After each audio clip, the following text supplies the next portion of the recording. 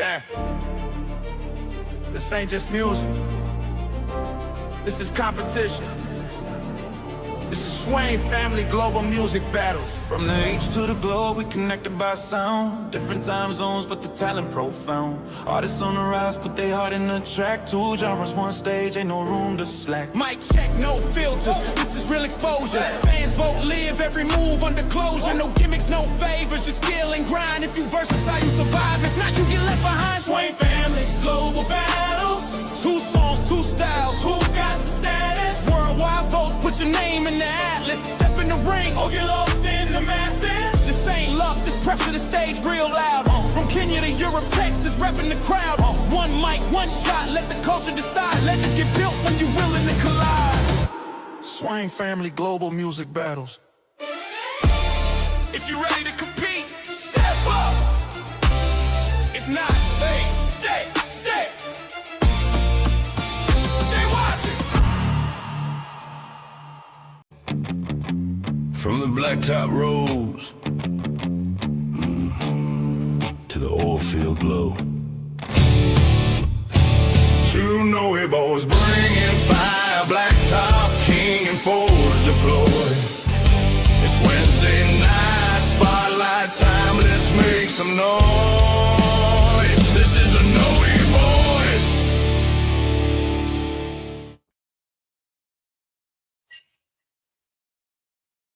All right, guys, welcome in. Swain Family Records here tonight with Larry, Jimmy, and Noey night. Right, so Noey Boys Wednesday. Again, the Swain Family Records, where we're all about having the artists connect with the fans and giving that to our fans. So I'm gonna let Larry and Jimmy take it away from here. I'm Jimmy Noey. I'm Larry Noey. We are the Noey Boys. We're here today to bring y'all Mike Rogers. He's pretty famous, but we'll let Larry go ahead and introduce him and go ahead and take the lead.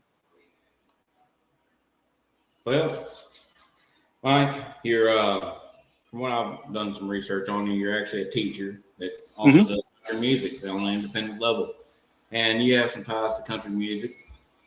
Yes, sir. That goes back quite a way. So why don't you tell us about it? Yeah, so I always say it's the least interesting thing about me because it's kind of true and kind of funny. But I happen to be, I'm sure one of Kenny Rogers' great nephews. So, the funny thing about my family is that they all say it's in the blood, right? And so apparently, I got a name and I got a voice, and because of that, I figured, maybe it's time that I start using that for something good, telling some stories. I never had the confidence to do it until I went through a recent life-changing event. I almost died actually a couple years ago. And I, started thinking about all the things that I wish I would have done in my lifetime, when I was younger. And I'm like, man, I really would have liked done something more with my music. And I had a lot of support with it. And so I was like, you know what? Why don't I just give it a shot? It's a pipe dream, but pipe dreams don't become reality without putting in the work, right? That's very true. So yeah, I went through a pretty big change in life. I was over 300 pounds and was told I was a walking heart attack waiting to happen. And, I've got two boys. My oldest one, he just turned 22. My youngest one just turned 9 years old. My younger one has special needs, and so he is a handful, to say the least. Love him to death, but he is a very difficult child. And I also have a brand new grandbaby as of 2.5 weeks ago, little girl. And so brand new grandfather. Thank you. And so, all these things have been happening so fast over the last couple of years. And, I just know that I've got a lot of things to talk about, a lot of stories to tell. And I think the world, needs more stories. We need more people around like Kenny who could not only tell a story, but something that you could take with you everywhere you go and be a better person from it.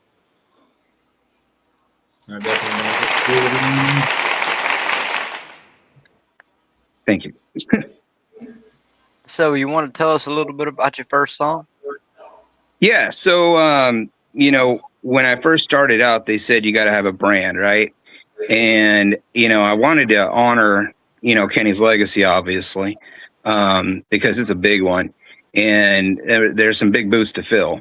And so I knew the first thing I wanted to do, one of the first things I wanted to do was write a sequel to one of his big songs. And the one that was obvious to me was The Gambler. So he didn't actually write The Gambler. As a matter of fact, I don't know if y'all know the history of the song The Gambler, but it was actually written by a guy named Don Schlitz. And Don tried to shop it out. Willie Nelson didn't want it. Johnny Cash didn't want it. But Kenny, he took it, and he ran with it, obviously. And that song, in his hands was the right hands for it. And he turned it not just into, obviously, a song, a number one song, but a whole franchise, And the reason I think that franchise stuck is because if you really listen deep to that song, it tells you how to get through life. There's a reason that song is so popular still to this day and will be popular 50 years from now, 100 years from now, is because it basically tells you, if you listen, how to get through life pretty much unscathed. Now, whether or not you listen to it and take the advice, that's a whole nother deal. Yeah.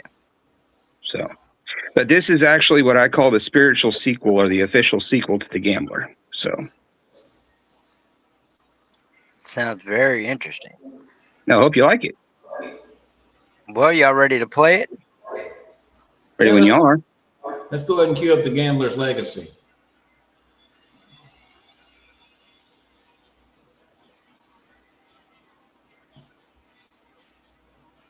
Mr. Blake.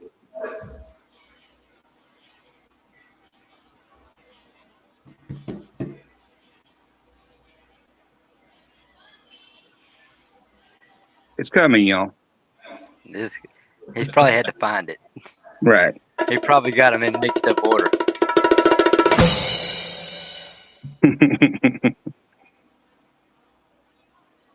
So it's your second show, right? Yes. This is our second show.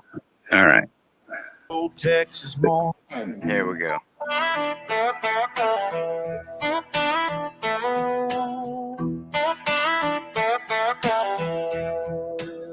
It was a stone cold Texas morning, many years since he'd been gone, but I still recall his poker face and the wisdom he passed on. I found a note inside my pocket from way back when I was young. Seems he'd left behind one final gift before the deal's done. It said, son, the game keeps changing, but the truth will still hold on.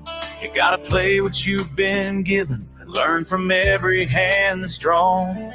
It's not all holding and folding. There's something else you need to know to keep the game from playing you. You gotta share what all you know. You got to hold on to the moments, know when to walk away, know when to fight for something, and when to kneel and pray. Every man becomes a gambler when he's staring at the dark, and the trick to winning it all is playing from the heart.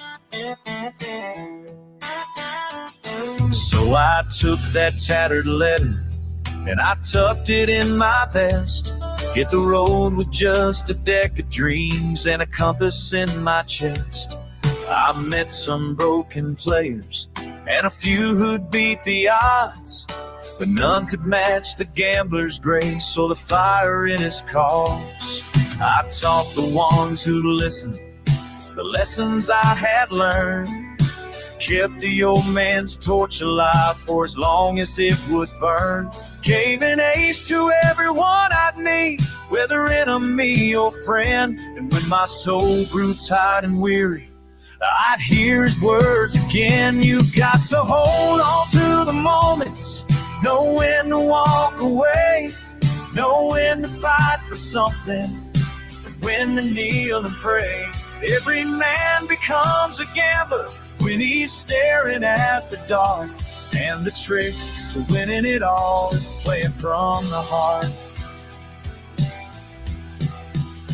I'd see his eyes in old saloons, hear his voice in diesel hums. Son, don't be chasing fools, go and march to your own drums. There's a cost to every wager and a story in each scar, but the soul that keeps on learning is the richest one by far. So I hold on to the moments, know when to walk away, know when to stand for something, and when it's time to pray. Every man becomes a gambler when he's playing with his fate, but the ones who leave a legacy live a life that's truly great. And as that old train fades away, I swear I hear him call. You never stop to count your winnings, boy, till you've truly given it your all.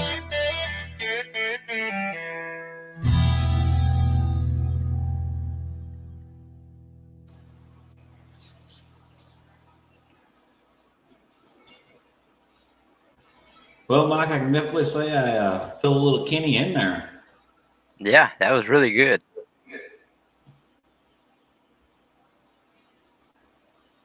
You're muted, Mike. Oh, hold on. Oh, there you go. All right. I didn't realize. Sorry.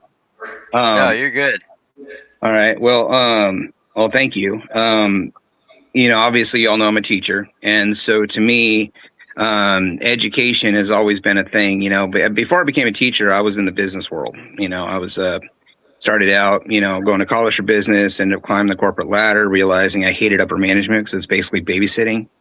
And before I got into teaching, I was a business consultant, and it was a lot like the show Kitchen Nightmares, where Gordon Ramsay, gets called into a restaurant that's failing, and he's supposed to help them turn their business around, right? So they don't go under, right? Yeah. And you notice in every single episode, all they do is get mad at him and complain and yell at him for doing the thing they called him in to do, because he's telling them that the reason their business is failing is because they're an idiot, right? And, and that's really what my job was 90% of the time, dealing with grown men who are older than I was, sometimes women, but, they couldn't tell why their business was falling apart. So I'd go in, I'd do the whole thing, talk to everybody, go through all the books and everything, trying to figure out what was wrong, and then give a presentation. And no matter how you sugarcoat you're an idiot, it still comes out, right? You can say it in the nicest way possible, but people know what you're saying, right? And a lot of the times people will be like, well, who are you to tell me how to run my business? I've been in business longer than you've been alive. It's like, well, I'm just the guy that you pay six figures to come in and tell you how to keep your business from going under. I don't know. What do I know, right? So, but it was very thankless work. It was soul sucking. I hated it. And, I was like, I love educating people, but if I'm going to be dealing with people that act like children, it should at least be children, because then they have an excuse to act like that, So you got a point there. And honestly, man, ever since I got into teaching, it's been the most wonderful thing, man. I love it, love it, love it, love it. Because, you want to talk about leaving a legacy, man, like shaping the youth of tomorrow, by teaching them the things that they need, that giving them the tools they need, One thing I will say, man, I do not believe in indoctrinating children, though. I tell you what, you teach them what they need, you teach them how to think, not what to think. Does that make sense? So a teacher should be teaching. Absolutely, man. It makes me sick when I read these stories about teachers out there trying to indoctrinate their kids, getting them to believe all these things. It's like, that's not your job. Your job is not that.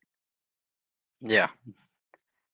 So, but sadly enough, man, a lot of these kids, they just don't have the right role models in their lives. And one of the reasons that I like teaching at the level I do, and I'm uniquely qualified because of my own son, right? Like I said, my son's 9 years old and he has special needs. And so, I teach kids in the elementary level, and a lot of them have special needs or behavioral issues and things like that. And on that grade level, elementary schools, there's not a lot of males. There's not a lot of guys that really have the patience to work with young kids on a professional level. And so, I'm not trying to be their dad or anything, but at the same time, it's nice for them, a lot of them, to have a positive male role model in their lives, because they don't have positive male role models at home. Yep, that's what I was about to say. A lot of people don't have that. Right. So, and that's a across the country wide. I mean, Oh yeah, and that's a that huge just issue. society massively. Mhm. It's so needed. So yeah, man. If I do make it famous and make it big, you know, that'll be the part that's probably the most heartbreaking is, you know, having to tell my students, hey, you're gonna have to just watch me on the TV or whatever. But you know, at the same time, I got a family to support, man. So you know how it is. Exactly. Well, the next song So we you got, want to give us a little? Oh, go ahead. Go ahead, Larry. song we got coming up for you, Mike, is Cowgirl Wiggle. Mhm. I did a little research on that. I saw you got number 1 on something. Why don't you tell us about that? Yeah, so this song is now a 3-time #1 indie charts topper, which is pretty cool to say. I'm actually really proud of it because so I grew up with 90s country. You know, I didn't, you know, even being related to someone in the country world, I didn't actually care about country music until, you know, I was a teenager in the 90s and I started hearing a lot of the bands that came out of the 90s. You know, Toby Keith was a big one, you know, and he was a friend of the family. And, you know, I was like, man, you know, and Garth before he became, you know, Chris Gaines Garth, you know, back when the music was great, you know. But, you know, one of the songs that I loved when I was a kid was Boot Scootin' Boogie, right? It's just an infectious song, you know, the whole line dance thing. I can't, well, no, I can dance. I choose not to dance. There's a difference. But, you know, I always thought to myself, man, if I ever get somewhere, I want to do a cool line dance that just everybody wants to do. Everybody knows it, like the Macarena, you know, gets stuck in your head kind of thing. And, you know, I'm like, what'll it be about? And, you know, we live in this society right now, and I don't want to get too deep because I don't want to offend anybody, but I feel like there should be somebody championing female empowerment, if you catch my drift, right? What it means to be a female, you know, not, you get what I'm saying without saying it, right? So this Yeah. song is all about female empowerment, right? Females taking back womanhood, you know, and saying, hey, there's something we got that nobody can have unless they're a female. So Sounds interesting. I'm ready to hear it.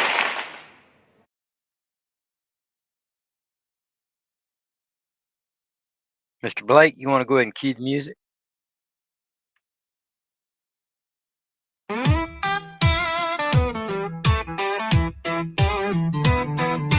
Cowgirl boots and a bow red lip, hands on hips, got a natural dip. She ain't out here for a man or a prize, she just came to move and hypnotize.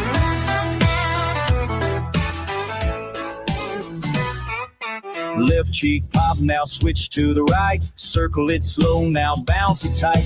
Drop it down low, but keep it smooth. When the beat hits, you know the move. Now wiggle to the left, shake it to the side. Pop it in a circle, then let it glide.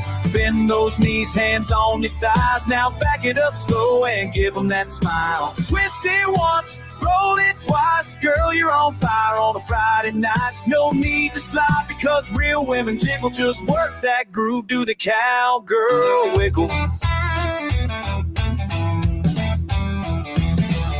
They ain't ready when the girls take lead with a whole lot of sass and a two-step tease. You don't need rhythm, just attitude. It's a full-blown move when you move like you do.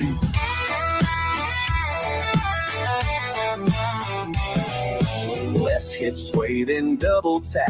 Slide it on out, then bring it back. Spin pose, give them the look. This ain't no line dance, it's a baby hook. Now wiggle to the left, shake to the side. Hop it in a circle, then let it glide. Bend those knees, hands on your thighs. Now back it up slow and give them that smile. Twist it once, roll it twice. Girl, you're on fire on a Friday night. No need to slide because real women jiggle. Just work that groove, do the cowgirl wiggle.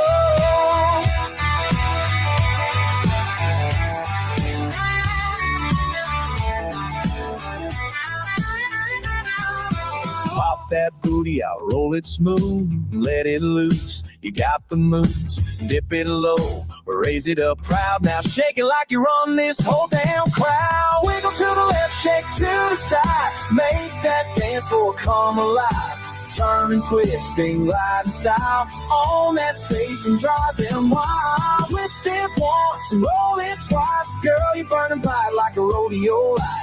Let them stare, it's okay to giggle. You just lit the night with that cowgirl wiggle. It ain't about him, it's about you, honey. Shake it one more time and ride.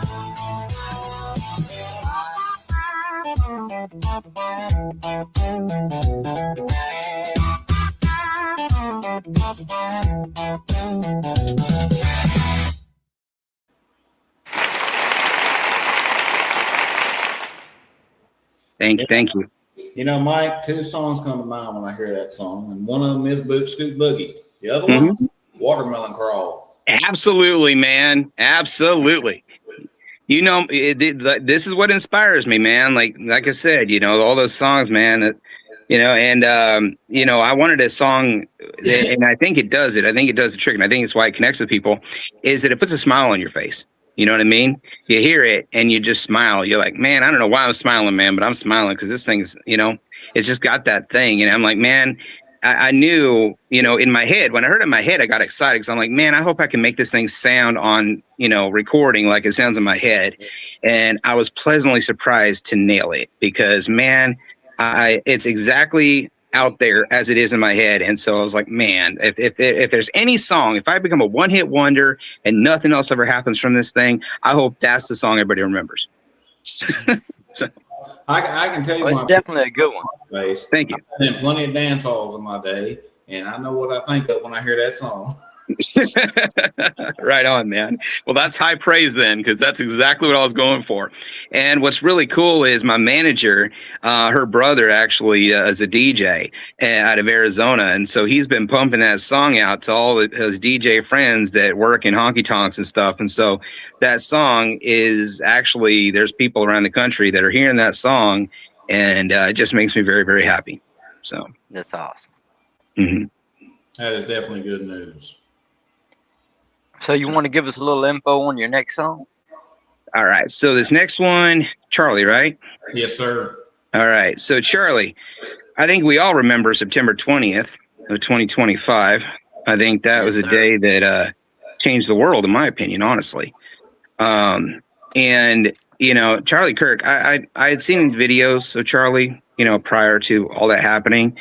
And I couldn't say that I agreed with every single thing that he stood for. But the one thing that I do know is that as a society, what happened after, immediately after, within hours after, was one of the most shocking things I've seen as an adult.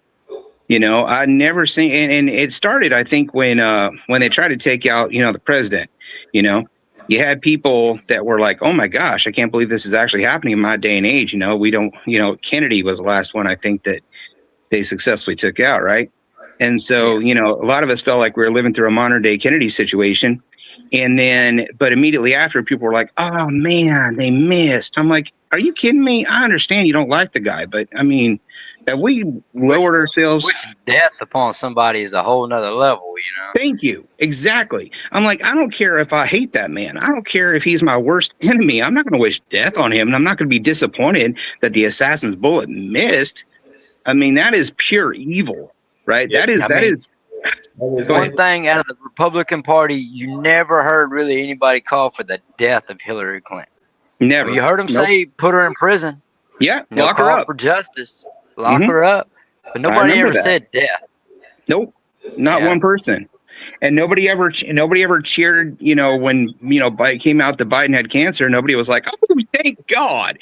You never heard anybody say that, you know? And I got friends in both parties. So, you know, I'm straight independent. So I got friends in both, but I tell you, man, the friends on the left are starting to shrink because of that incident with Charlie Kirk. That was a big one, you know, because when I talk to people and they're like, oh yeah, it's no big deal. And, you know, especially when they start dragging Erica Kirk, you know, it just pisses me off. Pardon my French, but I don't know what I'm allowed to say on here or not, but man, it just drives me just, you know, nuts. And, that day, I remember that day forever because it was early in the day that I got the news that he got shot, right?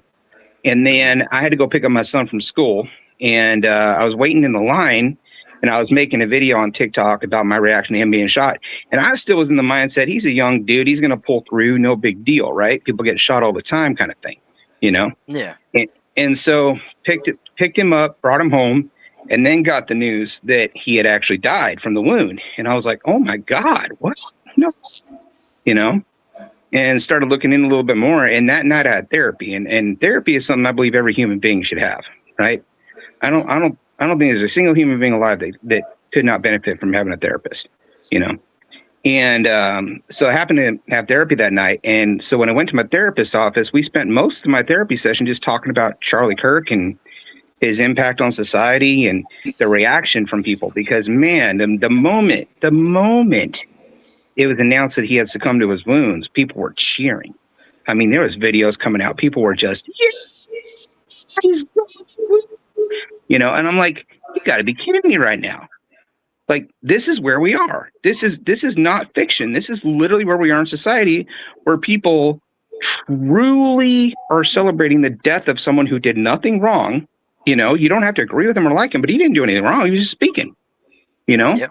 Even if you didn't agree with a single thing he said, he didn't do anything wrong, and he got assassinated in front of his kids. I mean, how are you going to celebrate that and say that you're on the right side of history? I don't think I could. Right? There's no fathoming it to somebody that has any sensibility, right? On a logical scale, on an emotional scale, on an ethical scale. You know, there's no way.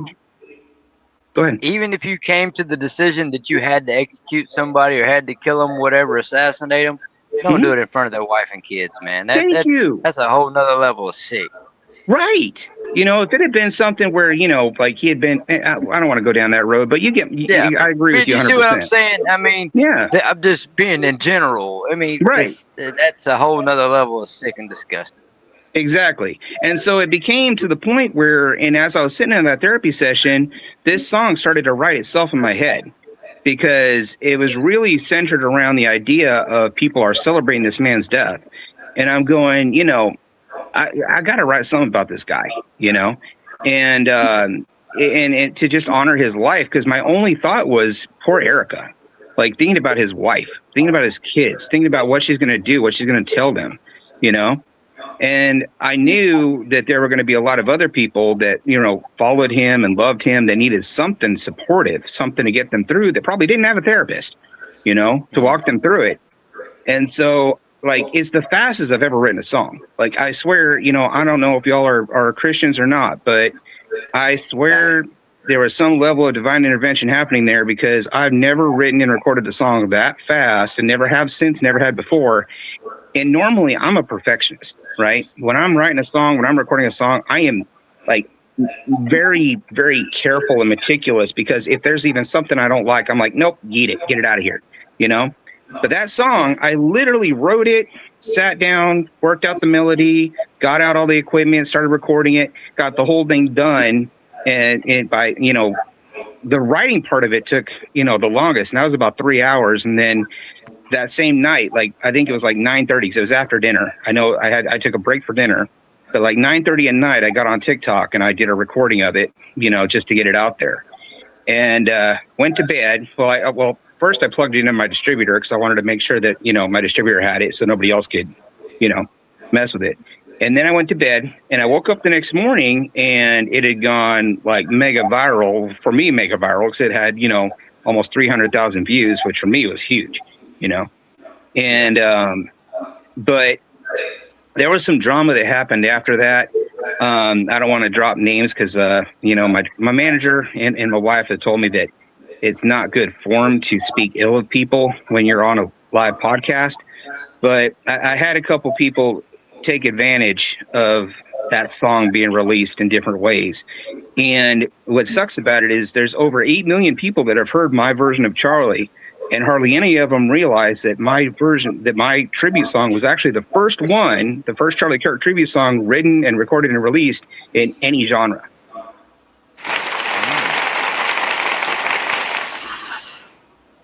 So, well, I'm curious. I want to hear it, because I've been waiting to listen to your music until we got on the show. Okay. Go for it. Give it a spin. Mr. Blake, let it rip.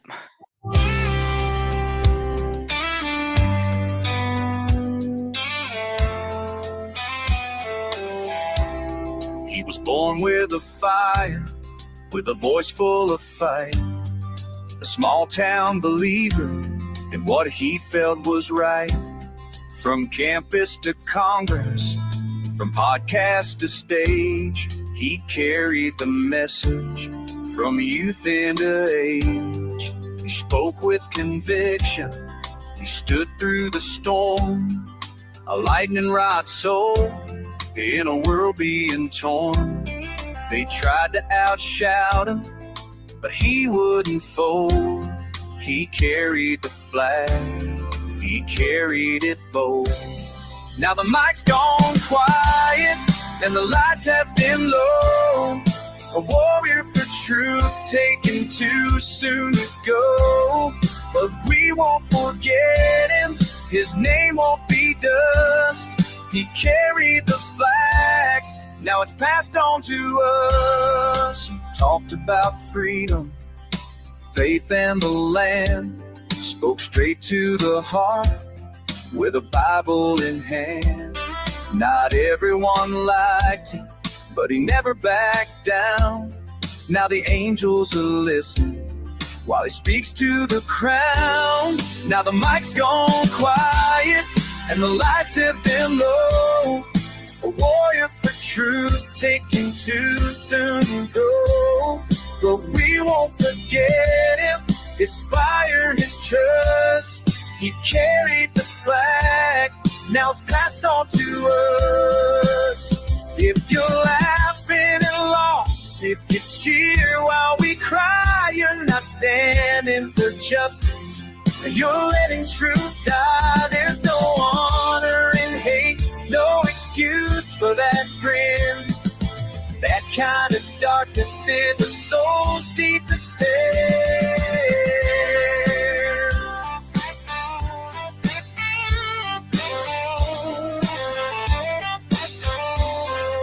We'll gather our voices, stand tall through the pain, raise up the torch and speak loud in his name. Not with anger but courage, not with hate but with grace, to honor the man who once lit up this place. Yeah, the mic's gone quiet, but his echo remains in the hearts of the many who walk in his lane. We won't let it die, we'll rise if we must. He carried the flag, now it's passed on to us. He carried the flag, and he carried it true. Now it's up to me, and it's up to you.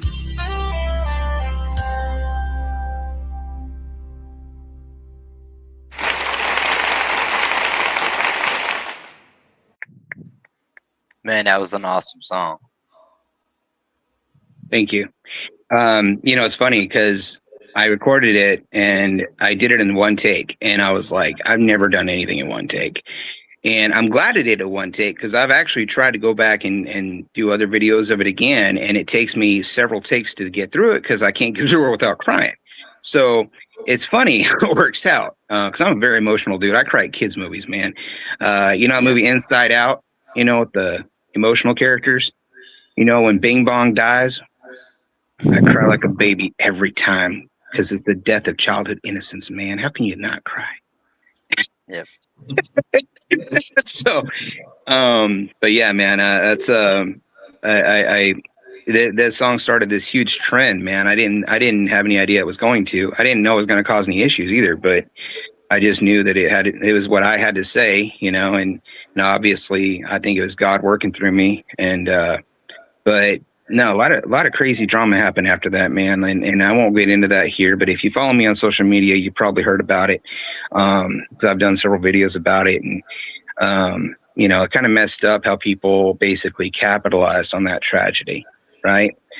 I got to say, and it's funny because, you had Diesel on last week, and Diesel and I, that's actually how we became friends, was because he had his tribute song for Charlie out there. And He was like, man, I heard your version, man, and it was really good. And I said, man, I like your version too, man, because you do a different thing than I do. Diesel's got trucker country. That's his whole thing, man. He is trucker country. I didn't even know it was a genre until I met Diesel. I mean, he's got it on lock, you know. And so that was actually how we became friends. And then we just ended up, you know, we've had several conversations on the phone where we just talked for over an hour, you know, so. Awesome. Yeah, Diesel is an awesome character, man. He is definitely one of a kind. Yes, sir.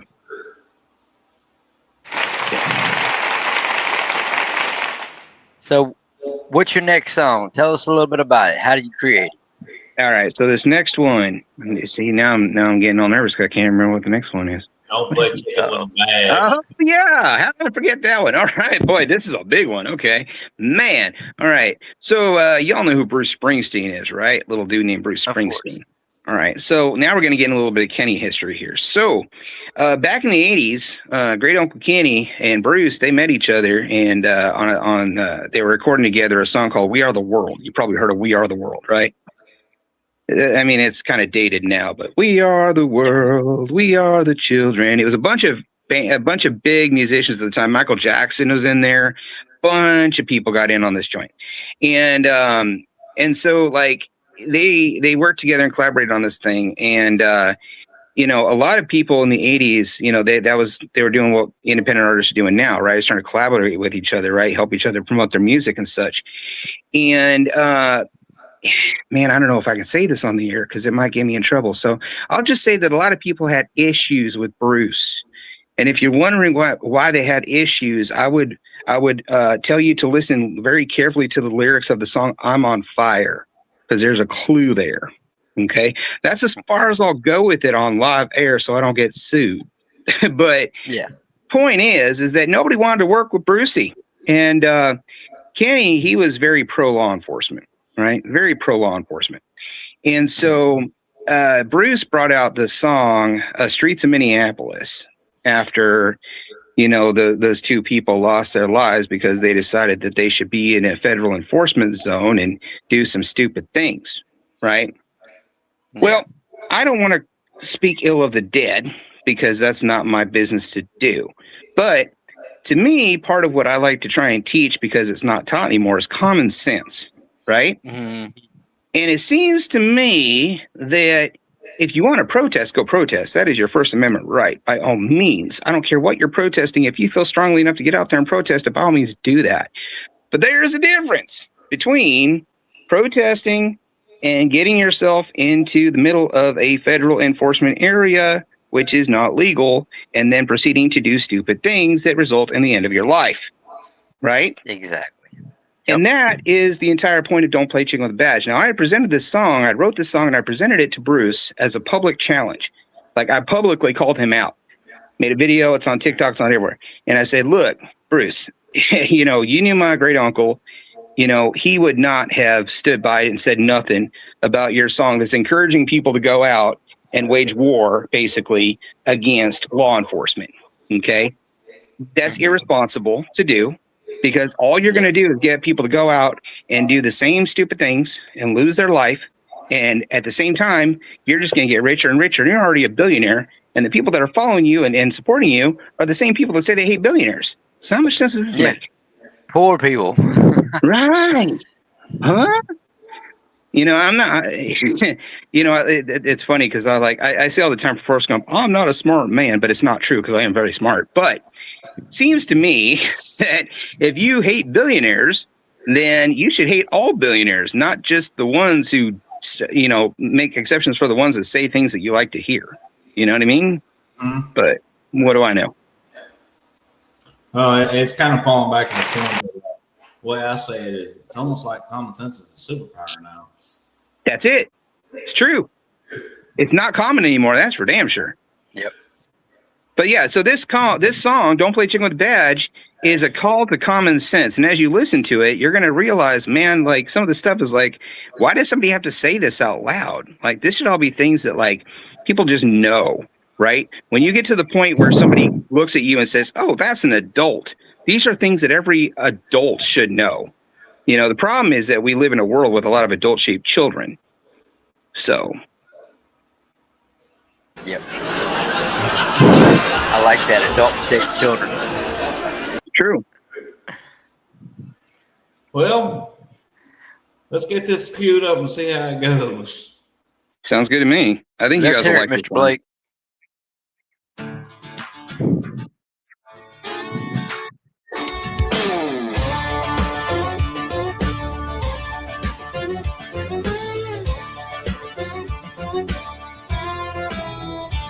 Saw the lights in the mirror, heard the siren cry. Steel and rubber don't bend when pride gets high. Them badges ain't bluffing, that cruiser's real. 2 tons of momentum, don't give a damn how right you feel. Cars don't stop fast, fear don't think slow. There's lines you don't cross. If you wanna go home, don't play chicken with a badge, don't stand in the path of thunder. Little wins, flesh loses, that's just the fact. You ain't right in the head, just the wrong impact. If you wanna live and see another day, step aside, back up, get out of the way. Ain't bravery or protest, you ain't proving a thing. Don't play chicken with a badge, cause you're never gonna win.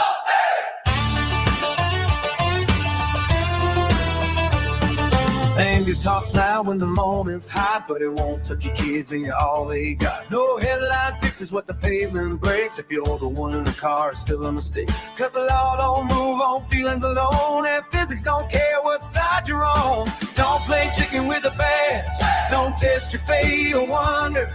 A moving car ain't a motivate, it's massive speed and a closing gate. Obstructing the law don't make you strong. There are crosses lined up where folks were wrong. Ain't courage or justice, you ain't making it right. Don't play chicken with a badge, cause it's just a losing fight.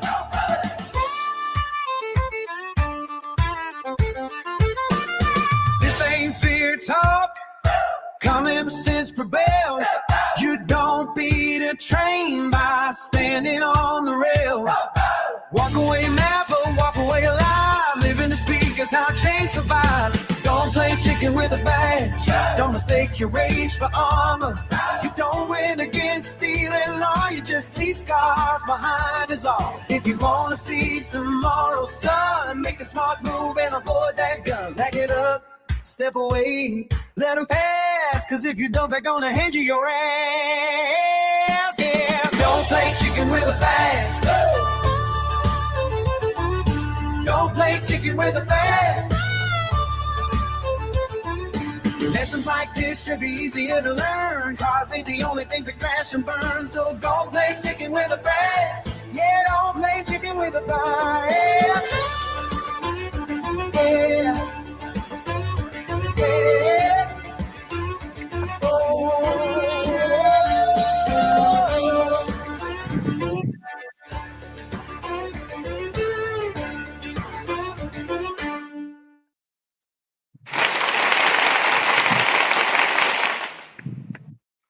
Well, that was a happening song. You know, I like to do the upbeat stuff, you know, like I do some downer songs, and I know the downer songs, there's people that love the downer songs, man. Like there's, you know, a whole audience for downer songs. And that's actually the last one on the list here. And I don't know why I chose the downer song for the last one, but I'm actually working on a summer album that's going to be coming out here probably in about a month or so. I'm probably going to drop that. And one of the songs on it, everybody talks about George Strait, right? George Strait, King of Country, George Strait. Now, it is a well-known fact that my great-uncle Kenny outsold Mr. George Strait by a lot of albums. I think about 20 million in the ballpark, right? Oh, wow. Great-uncle Kenny also was a global sensation, a global phenomenon. As a matter of fact, his chicken restaurant franchise is still going in Asia, and it's thriving, right? So, you know, Kenny did things for country that nobody else ever has up until this point, right? And now, but the funny thing is, if you ask Kenny who the king of country was, he would tell you Johnny Cash. So, you know, but point is that, you know, everybody makes this big deal about George Strait, and I'm not saying George isn't great. He is. I mean, anybody with ears can tell you George Strait is amazing, right? But there's songs, and people do it with Keith Whitley too. You know, they glaze on Keith Whitley. But there's songs that I've heard, you know, from different artists that get on my nerves, because all it makes me do is think about what comes out either before or after. And one of those songs that gets on my nerves is The Chair, right? And you know The Chair, you know. Well, I like you too, and to tell you the truth, that wasn't my chair after all, right? But see, in my world, if I ever did that to a woman, the first thing she'd do was slap me for lying to her, right? You got me going on this and don't want to take me home, and you lied to me. You know what I mean? That's the first thing that happened in my world, right? So one of the songs that's going to be on this new album is a sequel to The Chair, and it's called The Lie. So look forward to that. But this last song, so I write most of my own songs, right? And but this one, you know, I get approached by a lot of people that write songs and they want someone to sing their songs for them and, you know, turn them into something. And I don't typically say yes, not because I don't, you know, not because I have an issue with people, just, you know, there's complications. Like one of the things is, you know, I ain't got no money.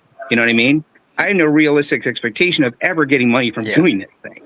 And so I know a lot of people are hoping, you know, hey, if I give this guy a song and it becomes a big deal, then he's going to get money and I'm going to get a cut of that money.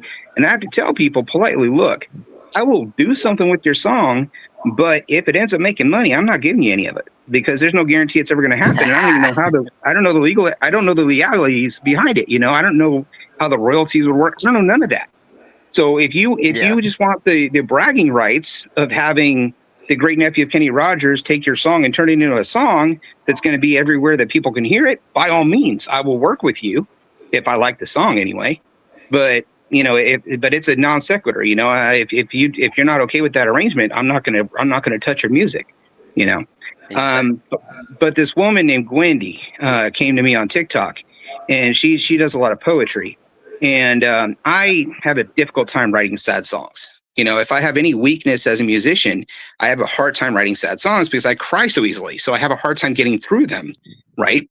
And so, but she sent me this one and I was like, you know, this is one of the most universally like digestible songs about death that I think would speak to every human being that hears it. And if I can get through this thing without crying, I think this would be a good one. You know, it'd be the one song they could say, you know, Mike Rogers doesn't just do all the upbeat, happy songs. He also does sad songs too. Right.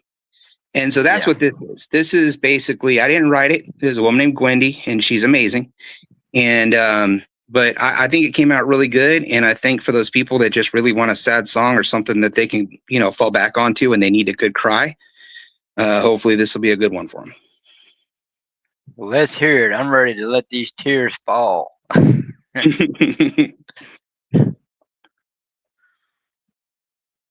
Cue the music, Mr. Blake.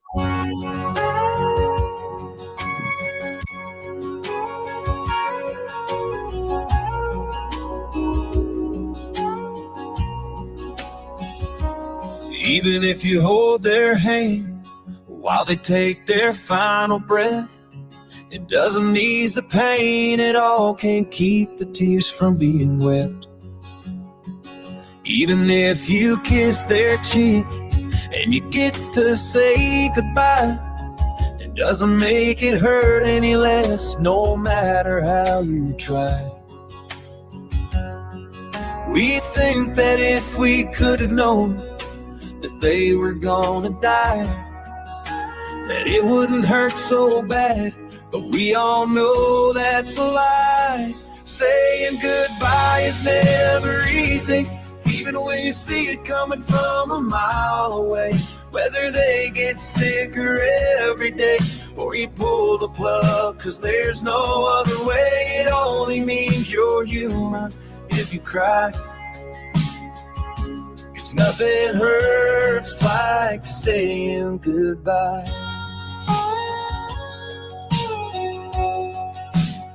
It doesn't hurt you 1 ounce less, there's no place for you to hide.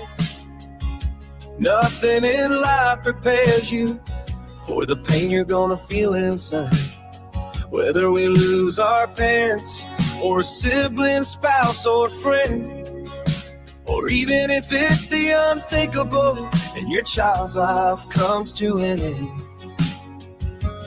Through the pain, the grief, the sorrow, the cloak of sadness we all wear, we'll keep their memories alive, so we will always feel them there. Saying goodbye is never easy when it catches you completely by surprise. Whether they're just suddenly gone or they fall asleep and never see the dawn, it only means you're human, that you cry. 'Cause nothing hurts like saying goodbye.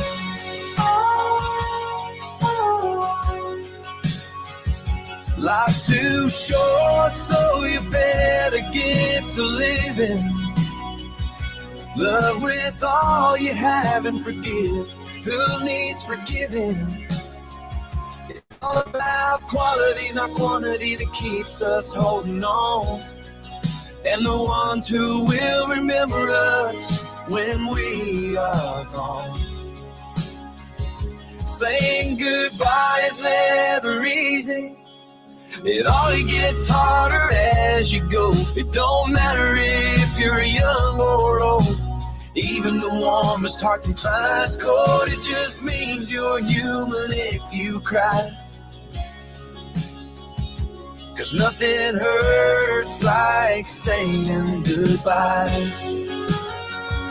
It only makes you human if you cry.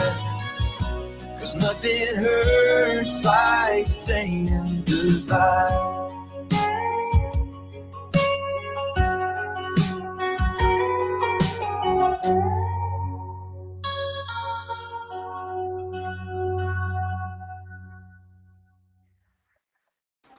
Man, that was a beautiful song.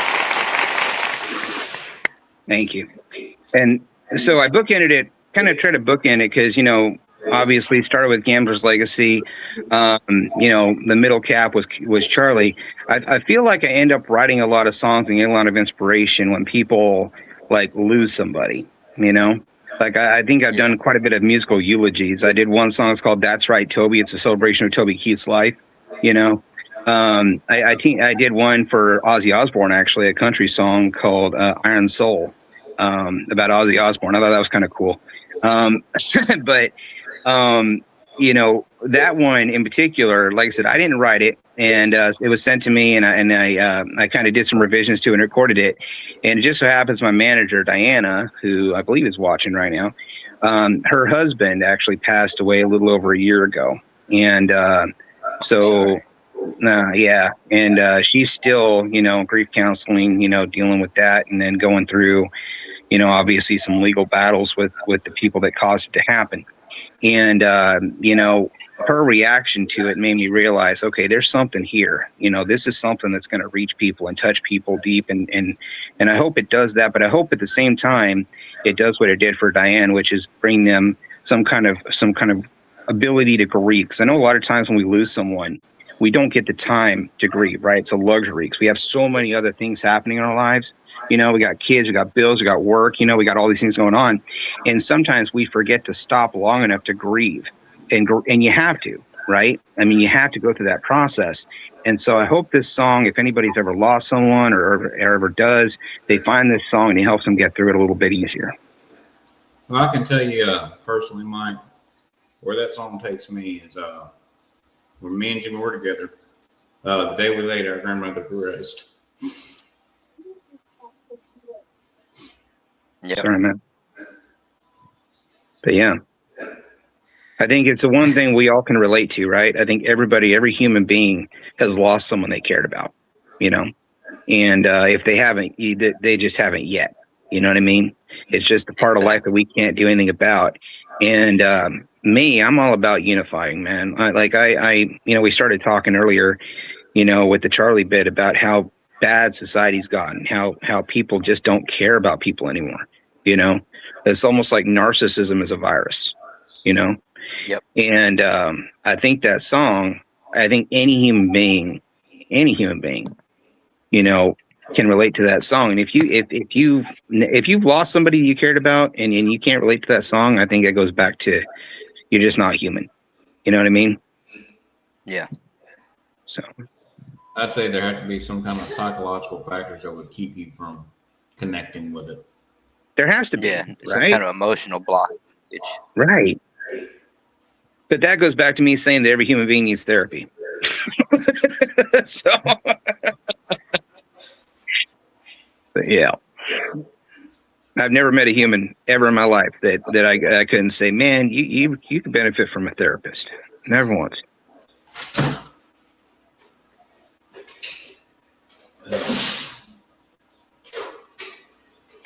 Well, you got me, Mike. You got me. Well, Doesn't happen often, but you got me. well, I'll take that as a badge of honor, man. I will.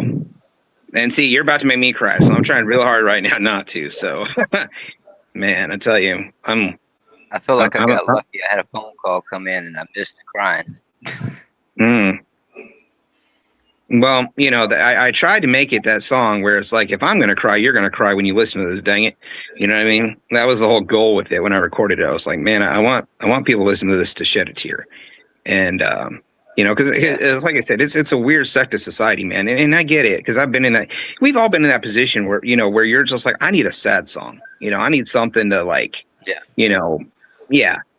And so like, I'm like, man, if I ever have one song that people are like, man, this song made my life easier or better in one small way, you know, I think I go into every song thinking to myself, man, if I only get one song, you know, like, you know what I mean? Oh yeah. In truth, you know, if you really have a passion for music and, you know, putting it out there for everyone, emotion drives it. Truthfully, it does. If Absolutely. it doesn't affect you emotionally some way, it's not really a song to me. Right. Absolutely. I agree. It's like everybody, you know, like, you know, a lot of people are scared to death. Like I hear it all day, every day. People are scared to death of AI taking over. And I'm like, AI will never take over. Okay. Because AI cannot connect with people. You know, it's impossible. A robot cannot connect emotionally with people. It'll never happen ever. You know, and I think people, you know, I don't know how old y'all are, but like I grew, you know, I was a kid in the 80s, you know, and I remember, you know, drum machines and synthetic music. Synth pop was a huge thing, and everybody thought, oh, this is the death of music. You know, if you have a Casio keyboard that can make guitar sounds, we don't need no more guitarists. It's like, that's stupid. That's a stupid thing to say. You know, Exactly. just because you have a drum machine don't mean you're not going to need a drummer. That's dumb. You know? Exactly. I mean, Even with this AI music, I mean, AI music is great. I love AI music, but it can't. You know, you're not going to see an artist go out perform a big concert. You know, Right. it's just not really going to happen. It's not realistic. Not realistic at all. You know? But And I mean, it has its own lane. You know what I mean? You can get messages across. You can use it for entertainment. I mean, there's a whole different lane for it to go into. Absolutely. I It's just don't new. understand why there's. Yes, exactly. It's new. People are scared of new. People are scared of the unknown, right? And realistically, the thing they don't want to talk about, and this is and you and I both know this is true, the labels have had access to this technology for a lot longer than you and I have, you know, because the thing is that anytime a new technology comes out, the billionaires have it at least a decade before the commoners do. You know what I mean? Yep. And so they've been using this stuff for ages now. And it's just now getting to the point where it's accessible and affordable for, you know, independent artists to even touch. Now, I'm old, you know, I don't want to fuss with it personally. You know, it's just not my bag, you know, but I don't have any issue with people that use it ethically. I mean, look at Randy Travis, you know, Randy Travis, man, he's the king. He is the embodiment of exactly why AI music has a place in the music industry. Right. Exactly. But that being said, I can also see the other side of the argument where it's like people are like, well, you know, if I'm doing all this hard work making real music and then someone else comes along and clicks a button. But the thing is, if you ever heard an AI song where someone just clicked a button and made a song, like I said, that song, It sounds like shit. Exactly. I was going to say, I've never heard one song where someone said, hey, this is made by AI, where I thought, man, that's a banger. Not one time. Well, the simple factor is if you're really making a song with AI, it takes a lot of work to truly make it a good song. I'm sure it does. You got to tweak it a lot to actually make it come out as a good song. It's not just you enter a prompt and hit the button. It don't work that way. Well, that's the way they all make it sound. Be a lot easier. Well, it's just well, like you said, it's new. It's uneducated people talking about it. You know, they hadn't actually done it and hadn't created a hit with it, you know? Right. You know, personally, I mean, technology moves so fast, man. I mean, in 10, 20 years, we'll be talking about something completely different. People I remember when people were scared of AI and they're going to laugh about it. You know, just like we laugh now about how people are scared of drum machines. Yeah, we'll have a whole robot up there on stage singing the whole song. Right, exactly. It's silly. It's like, you know, we're going to revert back to animatronics and Chuck E. Cheese. You know what I mean? Yep. I mean, really? That's not going to ever happen. Come on. And if it does, I think humanity deserves to die. I do have a song out there called "The Great Stupiding," because I do feel like we're living in the time of the Great Stupiding, where there is a force of nature, not nature, but humanity or the establishment, as we call them, that are working really, really hard to make us a dumber society so they stay in control. You know what I mean? So. Yes, sir. Well, guys, it's 8 o'clock, so let's wrap this up. Right, you want to tell us where people can find you at? Yes, sir. So I'm on TikTok. I am Duke Pringles or Beer Can Mike Rogers Music on TikTok. That's where I have the biggest following. I'm also on Facebook under Mike Rogers Music. I have a website. It's www.Mr. spelled out not MR but MISTER MrRogersMusic.com. I do that because that's what I get called more often than anything, Mr. Rogers, because being a teacher, that's just how it works. And it's funny because the kids that I have are too young to remember the actual Mr. Rogers, so it doesn't click with them. So it's www.MrRogersMusic.com. There's a link on there where you can actually, I put together a physical album on vinyl or CD called Mike Rogers Greatest Hits Volume 1. Because I've got a big enough body of music out there on streaming that I figured I'll just take the best ones that I think people will like and I'll put them on a physical release and they can go order that if they want it. I don't really have much in the way of merch yet. Still kind of working on that one. But you know, if you want to own a physical copy, the vinyl thing is cool because especially if you're a Kenny Rogers fan, right? One of my favorite things about being related to Kenny is going to yard sales and finding a Kenny Rogers vinyl album that they've got, you know, sitting there for like a quarter or something.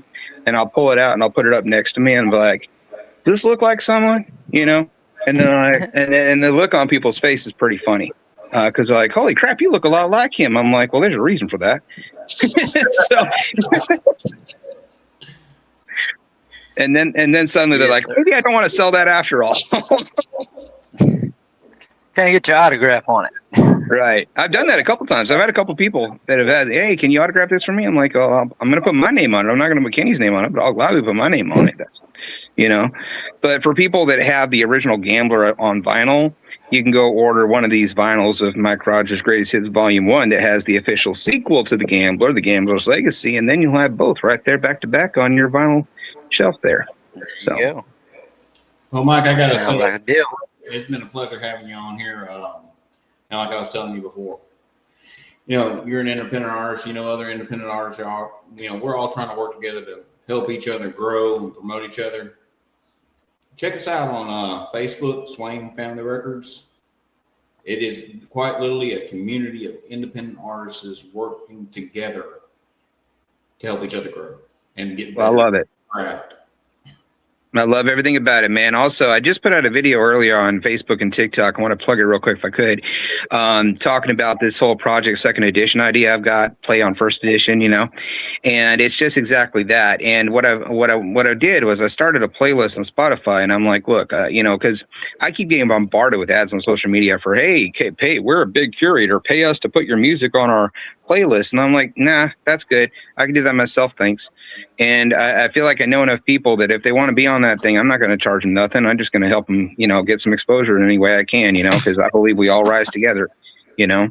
So, well, save me and Larry a spot over there. Yeah, absolutely, man. Just send me any song you want me to put on there. I told people in the video, you know, pick your one song that you want to put on there, and I'll put one per artist. And if you want to switch it out later, you can just let me know. I'm easy to get a hold of.